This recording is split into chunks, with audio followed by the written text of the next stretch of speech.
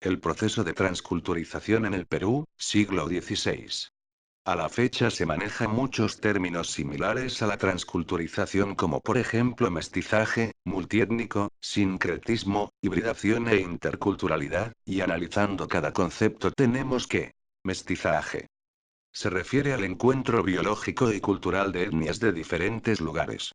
Sincretismo se refiere a las sociedades multiétnicas de una sociedad que se integran a otra cultura sin diferenciar la raza, la historia, logrando así una unión social común. Hibridación. Es un término prestado de la química para expresar la mezcla de especies o variedades de organismos diferentes para crear uno solo. Interculturalidad se refiere al proceso de comunicación e interacción entre personas y grupos con identidades culturales específicas, donde no se permite que las ideas y acciones de una persona o grupo cultural esté por encima del otro. Transculturización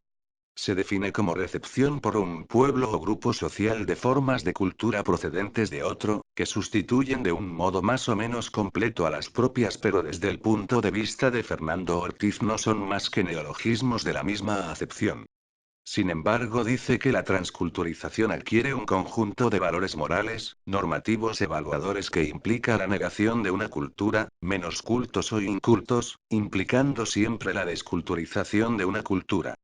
Sin embargo, lo ideal sería la fusión de dos culturas aportantes cooperantes a una nueva realidad de una civilización. En consecuencia, en el proceso de transculturización del Perú se dieron la fusión de dos culturas tan diversificadas y establecidas en las que se tuvo que reformular la cocina, la música, la danza, la religión, la espiritualidad, las tradiciones orales, la medicina, las explotaciones ganaderas, las estrategias de guerra, los patrones artísticos, las construcciones, etc. Además de los procesos de adaptación de los procesos antedichos, se tuvo que soportar la desestructuración del Tahuantinsuyo, es decir, asumir el nuevo sistema social con el peso de los trabajos excesivos por parte de los encomenderos donde se explotó la mano de obra.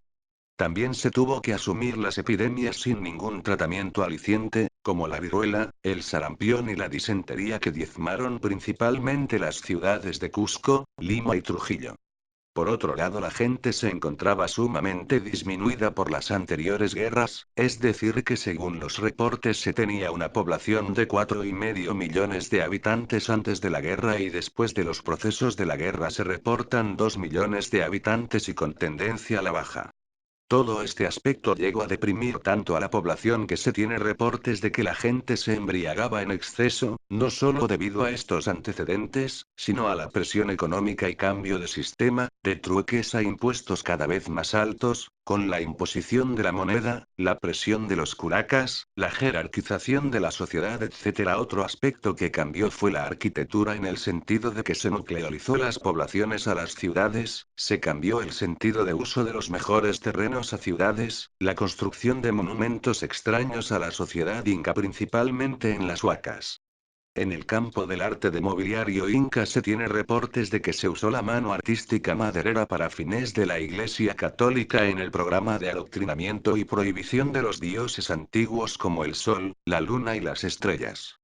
En la serie del Zodíaco de la pintura del artista Diego Quispetito se puede apreciar justamente la transculturización y a la vez la resistencia de sus elementos iconográficos como son los papagayos, símbolos de poder, el coriquente símbolo de valentía, la flor de lirio vinculado a la purificación. Los queros que fueron tan apreciados en la cultura inca dedicado a las élites de la cultura inca con la llegada de los españoles cambia el sentido de realización y se incrusta la laca. Se cambia el sentido de la representación a espacios más horizontales decayendo en el último tercio del siglo XVI. Valga recordar que para ese tiempo muchos artesanos nativos, entre ellos los Querocamayoc, eran contratados y obligados a trabajar, junto a artistas peninsulares para la decoración mural de distintas iglesias y catedrales. Un ejemplo valioso podemos rescatar en el presente Quero de una colección particular de la ciudad del Cusco donde apreciamos el proceso de transculturización donde podemos ver la representación de las aves, la vestimenta, los escudos, los cascos, las banderolas usadas, las semillas tan recurrentes, la franja de los tocatus, y los infaltables nutchus. Finalmente recordar que el Perú en su proceso de transculturización perdió mucho a costos altos por lo que deja mucho por investigar acerca de nuestra cultura y trazar nuevos cambios para mejorar de nuestra sociedad aún dolida desde esos tiempos.